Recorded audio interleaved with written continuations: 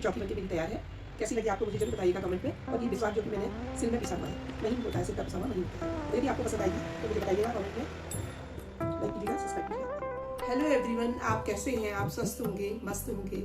सभी बड़ों को मेरा प्रणाम है और छोटों को आशीर्वाद है। आज मैं आपके लिए जनेऊ चौकी लेके आई हूँ, और जो कि यज्ञोपवीत संस्कार और ये राखी के टाइम पे अन्य वैदिक संस्कारों में इसका बहुत महत्वपूर्ण स्थान है।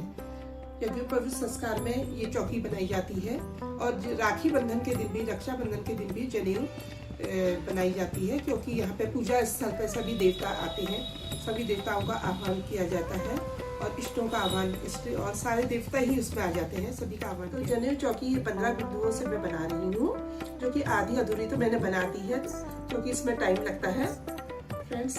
और अब मैं आपको बता रही हूँ कि ये 15 बिंदु मैंने इसमें बनाए हैं, सेंटर में, बीच में 15 बिंदु बनाए हैं। उसके बाद ऊपर और नीचे एक एक बिंदु को घटाते रहते हैं, एक एक बिंदु मैंने घटाया है। उसके बाद लास्ट में जो है 8 बिंदु रह जाते हैं। तो उसके बाद हम ये 8 बिंदुओं को पूरा करते हैं, जैसे मैं ये बता रही हूँ आपको, इस तरीके से। देखिए फ्रेंड्स, ये मैं बना रही हूँ ये बिंदु इस तरीके से।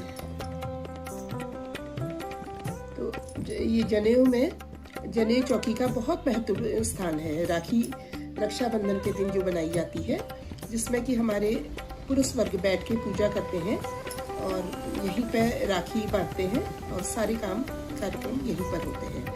तो अभी मैं ये बिंदुओं से पूरी कर रही हूँ चौकी। ये देखिए, क्योंकि मेरा चौका छोटा है तो बिंदु, इसलिए मैं ये माचिस के तीली में रुई लगा के कर रही हूँ। शुरू में हम जब ये चौकी बनाते हैं तो इसमें हम गेरू से लिखते हैं। चौकी को गेरू से लिखने का विधान है। गेरू से लिखने के बाद हम इसमें बिस्वार पीसते हैं। बिस्वार जो चावल हम रात भर भिगोते हैं, रात भर चावल भिगोने के बाद, सोख करने के बाद उसको पीसा जाता है। मैं तो सिलबट्टे में पीसती हूँ, बाकी लोगों का तो मुझे जानकारी नहीं है, लेकिन सिलबट्टे में ही पीसना है। उसका बहुत महत्व है सिलबट्टे में, क्योंकि सिलबट्टे का जो विस्वार होता है, सिल में पिसा हुआ विस्वार काफी दिन तक रहता है। उसमें मतलब जल्दी मिटता नहीं है वो। अब मैं आपके सामने बना रही हूँ। ये देखिए चौकी मेरी। यदि आपको पसंद आए तो लाइक सब्सक्राइब कीजिएगा, शेयर कीजिएगा, अधिक से अधिक फॉलो कीजिएगा। बिंदुओं से ही शुरू होती है, क्योंकि सृष्टि हमारी जो है बिंदु से शुरू होती है, और बिंदु से ही उसका विलय होता है। तो बिंदुओं का बहुत महत्वपूर्ण स्थान है हमारी चौकी में। ये गेरू विस्वार के एपण जो है हमारे विलुप्त होते जा रहे हैं, तो इसलिए मैं यहाँ पे गेरू विस्वार के एपण लाई हूँ। अन्यथा मैं ये जो पेंट के एपण होते हैं वो भी बनाती हूँ, लार्ज स्केल में।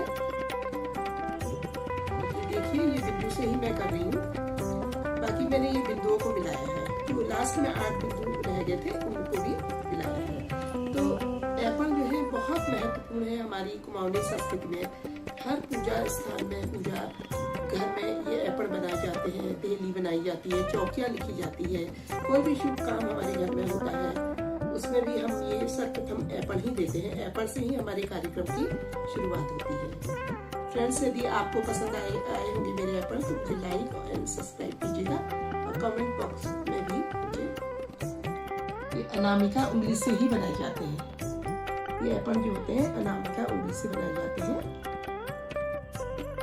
इसमें मैं अनामिका उंगली का प्रयोग कर रही हूँ।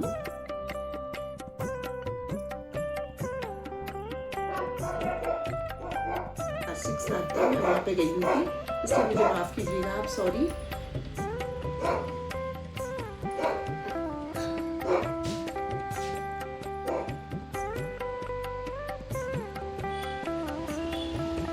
कहीं पे कोई कमी होगी तो आप लोग मुझे सुझाव दीजिएगा।